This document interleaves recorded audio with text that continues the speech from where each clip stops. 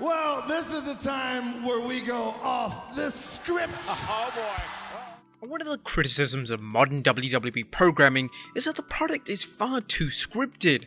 Fans often complain that promos feel unnatural and they seem written by someone who doesn't even seem to know too much about wrestling. Sports entertainment / pro wrestling, where I come That's from. sports entertainment. That's not where you come from. You know, pro wrestling is, what my dad did.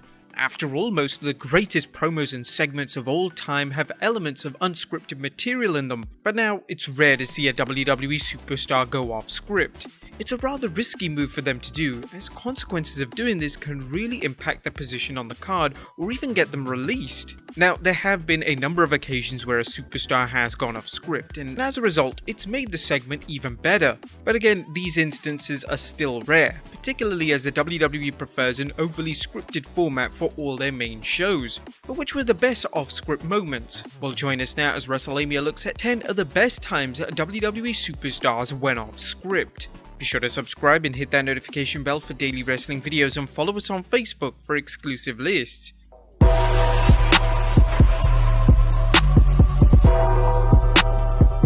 Number 10, Paul Heyman goes off script and performs a 10-bell salute for Daniel Bryan. One of the top rivals for Roman Reigns since turning heel in 2020 was Daniel Bryan. The two had a number of matches, including a title versus career match, which happened to be the last time that Bryan appeared on WWE programming. On the following week's SmackDown, Reigns, Paul Heyman and Jey Uso came down to the ring and Heyman performed a 10-bell salute for Bryan to represent his departure from WWE. This element of Heyman's promo received a widespread praise from fans, and it was even praised by WWE management backstage. Now, interestingly enough, this part of the segment was entirely unscripted and Heyman simply improvised it without any prior warning to anyone, even Reigns or Jey Uso. Now, although a talent doing something of this nature is never encouraged by WWE management, Heyman is one of the most gifted promo guys in the history of WWE, so he's allowed to say virtually whatever he likes. Number 9, Alexa Bliss decides to bring a coffee cup down to the ring.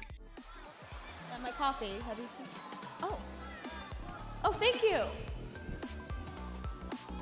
In 2019, Alexa Bliss debuted A Moment of Bliss. This was an interview segment designed to keep Bliss away from the ring for a brief period where she recovered from a concussion. One of the key parts of the interview segments was that Bliss would have a coffee cup on her table, and she would even bring the coffee cup down to the ringside area with her whenever she accompanied Nikki Cross for a match. Now, according to Bliss, the inclusion of the coffee cup into her character was 100% unscripted, and she simply believed Vince McMahon would like it. She informed TV Insider that, "I knew I was going to be ringside for a particular match and looked disinterested, so I just brought my coffee with me. It became a thing after that because I just stood ringside drinking my coffee. Nobody really has stood ringside drinking coffee, so I thought when I went backstage Vince would either like it or fire me. They ended up liking it." Number 8, Ric Flair decides to cut a promo on Randy Orton. Leading up to Randy Orton's WWE title showdown with Drew McIntyre at SummerSlam in 2020, Orton would bring back the beloved legend killer persona. He would take out a number of legends such as The Big Show, Christian and Shawn Michaels,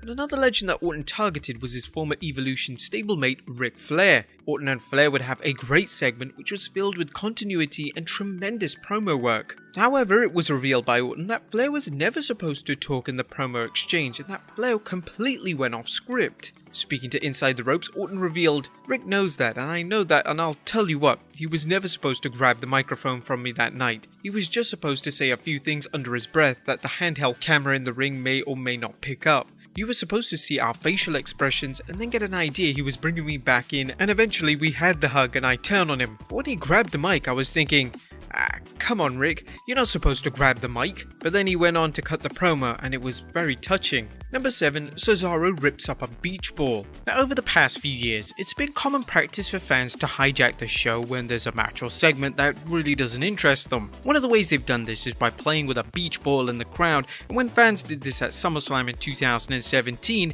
this didn't sit well with one particular superstar. Cesaro was in the middle of a match when he was teaming with Sheamus against the duo of Seth Rollins and Dean Ambrose. In the middle of the match, fans began to play with a beach ball, but this led to Cesaro storming into the crowd, grabbing the ball and tearing it apart. The moment was completely unplanned, and according to Cesaro, he received praise backstage for doing it, as management obviously don't like fans hijacking their show. Number 6, The Rock interacts with a fan dressed as Hulk Hogan. When The Rock appears on WWE television, he is traditionally allowed free reign to discuss whatever he likes. If he is given a script, he will be given bullet points rather than a full-fledged written script. However, when The Rock appeared on Raw in 2016, he did something that really didn't sit well with Vince McMahon. During his appearance, The Rock would interact with fans dressed as wrestlers at ringside. One of these fans was dressed as the controversial Hulk Hogan. Now, Hogan had been fired from the WWE the year prior after he underwent a racist rant in a leaked video. Now, according to SES Scoops, Vince as well as other key members of WWE management threw a huge tantrum backstage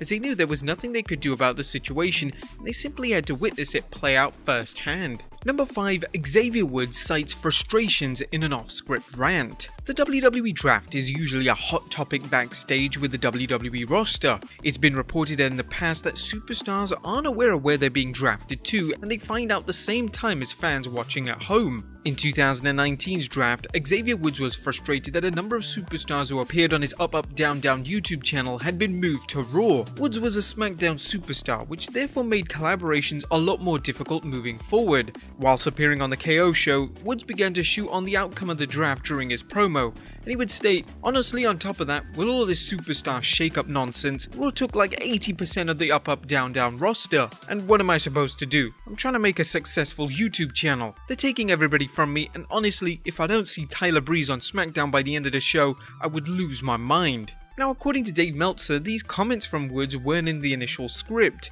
Woods had decided to go off script to cite his frustrations on live television. It was unclear if Woods was punished for going off script, however he did manage to deliver the rant in a way which was in line with his WWE television persona, which was an extremely smart thing for a multiple tag team champion to do. Number 4. Ric Flair's controversial line. A SmackDown before 2016's brand split was a taped show. This meant that they could edit out anything they didn't want airing. However, thanks to a rise in social media, as well as everyone in the arena having a camera phone, any instances of mistakes or superstars going off script were usually captured on camera. This was the case during a promo segment between Ric Flair, Charlotte Flair and Natalya, who were all guests on the Ambrose Asylum. During the segment, Flair got carried away with a rant about beating Natalya's uncle Bret Hart, and during his rant, Flair informed Natalya that she should kill him. This non-PG line from Flair was quite rightly edited out, but it wasn't before long that the clip was distributed all over social media, so the majority of the fans were fully aware of Flair going drastically off script. Number 3. Paul Heyman and Brock Lesnar interact with Jerry Lawler.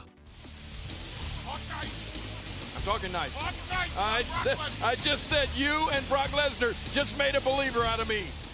On the 6th January 2020 edition of Raw, Brock Lesnar declared that he would enter the Royal Rumble match as WWE Champion. Following his major announcement, Lesnar along with Paul Heyman walked over to the Raw commentary team, and this is when Lesnar put his hand on Lawler's shoulder and Heyman informed Lawler that he was to say nice things about the WWE Champion. Now, according to Lawler, this part of the segment wasn't planned and he had zero idea that it was going to happen. He would discuss the unscripted moment on his podcast and revealed, "So all we can see is nothing. We could just see the cameras and we just assume that they're seeing us and everything. And all of a sudden I feel this hand on my shoulder and I'm looking, what the heck? And it's Brock Lesnar.